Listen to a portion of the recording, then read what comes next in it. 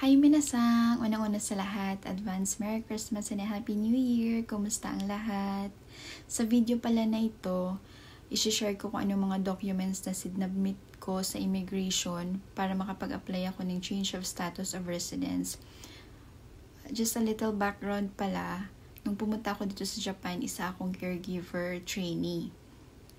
Dapat matatapos yung kontrata ko next year pa by January or February hanggang sa makakuha kami ng national licensure exam dito. Pero nag-resign na ako sa work noong September. So from October 1, wala na akong trabaho until ngayon. Pero kahit wala na akong work, tinuloy ko pa rin yung mga kensho ko or training. Kung caregiver ka, familiar ka sa mga Jitsumusha Kensho, sa amin kasi kung hindi kami nag 2 years, saka lang kami in-apply. So, tinuloy-tuloy ko yun hanggang November. November yun natapos. Tapos may iba pa rin kaming Kensho na ina-attend ngayon na matatapos pa hanggang January din talaga. And just a little background of our love story. Sa company pala kami nag-meet. Bali, isa rin siyang caregiver. Leader ko siya sa unit. No?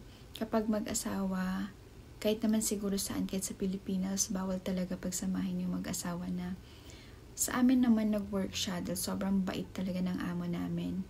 Nilipat lang ako ng ibang unit which is naging okay naman yung ibang unit sa akin kahit pa, diba, narita ka na 3 years ka nang nag-work sa unit nyo tapos bigla ka malilipas sa ibang environment na naman.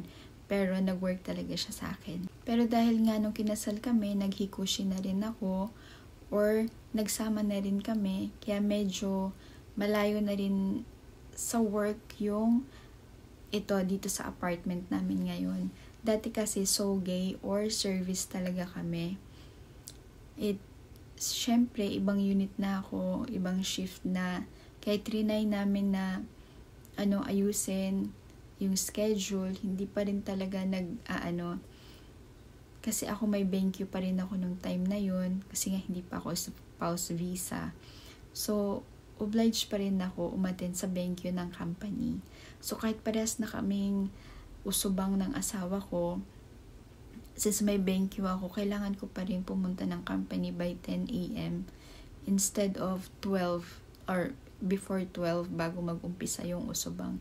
Kaya, maywa ko talaga siya sa company. Maywa ko siya sa asawa ko, hatid sundo, imbis na makapagpahinga, ganon. So, we decided na mag-resign na lang talaga. Pero wag niyong tutularan ha, kung hindi ganon kabait yung employer niyo, katulad ng employer ko. My employer has a big heart talaga and I will be forever grateful. Kasi hindi madaling pakawalan yung, syempre, ako, malaki yung gastos nila sa amin nung pinapunta nila kaming Japan.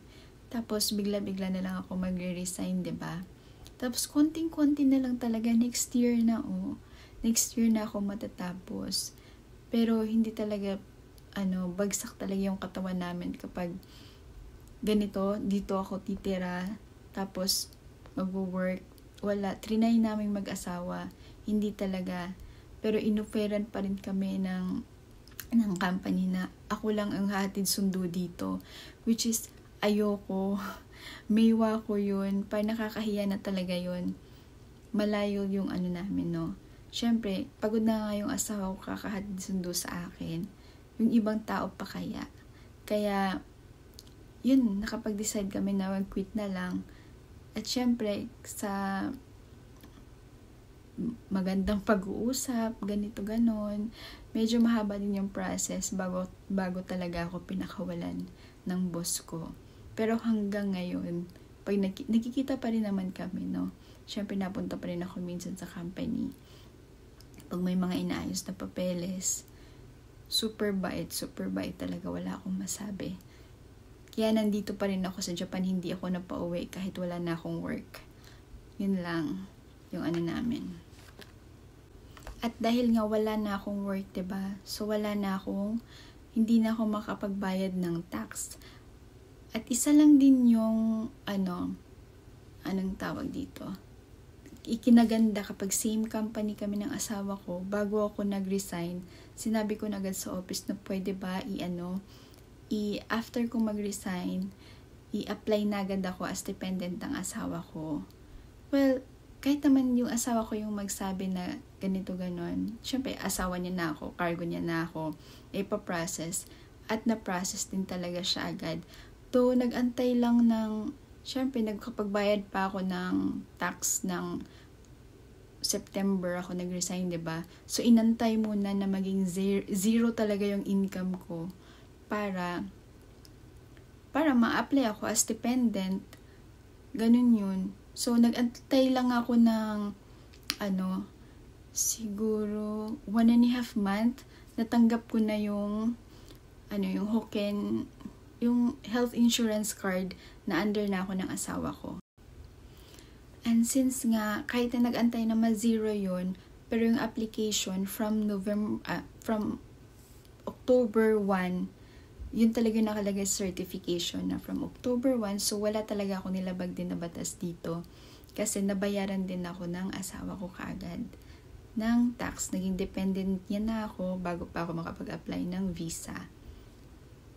So, proceed na tayo sa mga requirements. Number 1, application for change of status of residence, application form. Yun ang fill upan ninyo.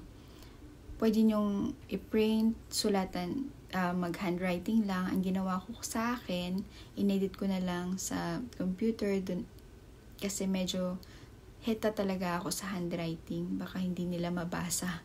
Para malinis lang din, dun ako pero you can write it by hand naman. Yung application. Number 2, letter of guarantee. Pati yun, lahat pala ninihonggo ko na lahat. Bale, ninihonggo ko, ginawa ko yung best ko, tapos pinacheck ko na lang sa asawa ko. Kung tama ba yung mga grammar, ganun. Number 3, yung questionnaire or sumonsyo. Dito pala, dun yung isusulat, may part dun yung isusulat yung love story ninyong mag-asawa. Lahat din yun nakanihonggo. Tapos pinacheck ko na rin yan sa kanya. No first meet up namin hanggang sa dates. Tapos, ang tawag dito, sa proposal, na nag-propose ang asawa ko. Leading to marriage talaga. Yun yung isasalaysay mo from your meet up hanggang sa nakasal kayo doon. Ilagay ko rin lahat ng dates. Actually, sa nakalagay dito, sasabihin ko na lang siya, instead of number 10 ko sinulat dito, documents that can confirm the interaction between husband and wife. Doon sa sinulat ko mismo sa yung magsasalaysay ka nga ng inyong love story, yun din yung mga, di ba naglagay ako ng dates? Yun din lang din yung mga pictures na sinubmit ko sa doon. Kasi sa number 10 niya, kailangan mong magpasa ng ebidensya na, ayan, hindi talaga fake yung relationship ninyo, mga dates nyo, kailangan yung ng mga pictures. And sa akin, pinint ko lang, nilagyan ko ng dates sa isang bond paper. Ipapakita ko sa inyo yung video kung paano ko ginawa yun. Number 4, hindi naman talaga to sa listahan ko lang to. 40 by 30 mm na ID picture. Then, number 5, residence record or Juminyo. Juminyo. Yun. Sa aming mag-asawa din, sa sinabi ko kanina, magkasama na kami, so isa na yung address namin. Naghikoshi na ako bago pa man ako nag-apply. So, nung kinuha namin yung Juminyo namin, same address na kami. Number 6, family registry ng asawa nating Hapon or Kosikitohon. Updated siya within 3 months. Yun. Number 7, sa list ko, yung Kaze Shomeisho or Taxation Certificate. Yun lang yung nakalagay dun sa website, no, ng immigration. Pero, kumuha na rin kami ng Noze Shomeisho or Tax Payment Certificate. Number 9, Report of Marriage 'di ba nag-report tayo ng marriage natin sa sa embassy. Yung copy nun, isasubmit natin. Sa part ko pala, since hindi ako nakapag-apply ng spouse visa agad-agad dahil hindi nga, ang busy nga sa training. So, while nagte-training ako, nireport namin yung marriage namin sa embassy June 28, 2004. So, ang sabi dun sa embassy, mag-aantay about 3 to 6 months, diba? Bago makakuha tayo ng marriage certificate sa Pilipinas. So, ang ginawa ko, since hindi natin alam talaga kung parang napakatagal ng 6 months, so, ang ginawa ko, 3rd month, kumuha ako. So, negative pa yung result, wala pa. On the 4th month, mga October yata yun, parang papasok na ng November, nag-request ulit ako. So, parang 4 months lang, lumabas na yung marriage certificate ko. So, nakuha ko na rin siya, pinadala ko na dito sa Japan, galing Pilipinas. So, sinubmit ko rin yung copy ng marriage certificate ko, galing PSA. PSA marriage certificate. Tapos yung report of marriage din. And then yung sinabi ko nga kanina, number 10, docs that can confirm the interaction between husband and wife. Yun yung mga pictures and dates ninyo. Kung nagkakilala kayo online, yung mga chats ninyo, yung mga screenshot ng pag-usap ninyo by chat or anything, line, ganun, messenger, kung saan kayo nag-communicate, yun yung ipapasa ninyo. Pero sa amin kasi personal kami nagkakilala, hindi ko na pinasa. Do print ko siya, pero sabi ko, wag na. Paghiningan na lang ako. Yun. Tapos, number 11, yung passport natin, copy. Syempre, titingnan din naman yan sa immigration, diba? And then, yung residence card, nagsabit din ako ng photocopy. Titingnan din naman nila yan sa immigration pagpunta mo. Nagpunta kami sa immigration December 6. Yun, pinasa namin lahat ng binanggit ko na mga requirements. At dun pala sa application form, sa number 1, sulatan nyo lang kung anong alam nyo na sagot. Kung hindi kayo sure, leave it blank. Kasi yun lang din ang ginawa ko. Kung hanggang sa kaya ko lang sagutan, yun lang yung sinulatan ko. And then, pagdating namin dun sa immigration, syempre, i-review nila yan. Ni-review, may kulang, pwede nyo nang sulatan na may by hand doon. Yun. So, December 6, no? So, natanggap ko yung Hagaki ng December 19. So, binilang ko siya, kasama na yung application date hanggang sa pagka-receive namin ng Hagaki. Kung hindi kasama yung Sabado at Linggo, 9 to 10 days lang siya. Pero pagkasama, approximately 2 weeks. And then, no additional requirement na yung nakalagay dun sa Hagaki. Same pa din ng kapag nag-renew ka, kapag walang problema, ang dadalhin mo lang yung Hagaki na natanggap mo, yung stamp, yung revenue stamp na 4,000 yen na mabibili sa mga Yubin Kyuku.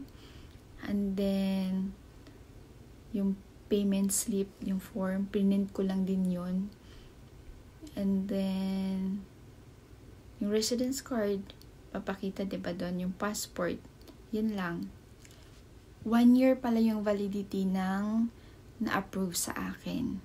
Do sinulat ko doon 5 years, yung desired, length of stay. Pero syempre sila pa rin yung magde-decide. And since first time ko, or depende sa kanila talaga, so 1 year. Pero happy na ako kasi next time, magre-renew na lang. At yun lang, sana ganun din ka-smooth sa inyo. Good luck on your application. Chane!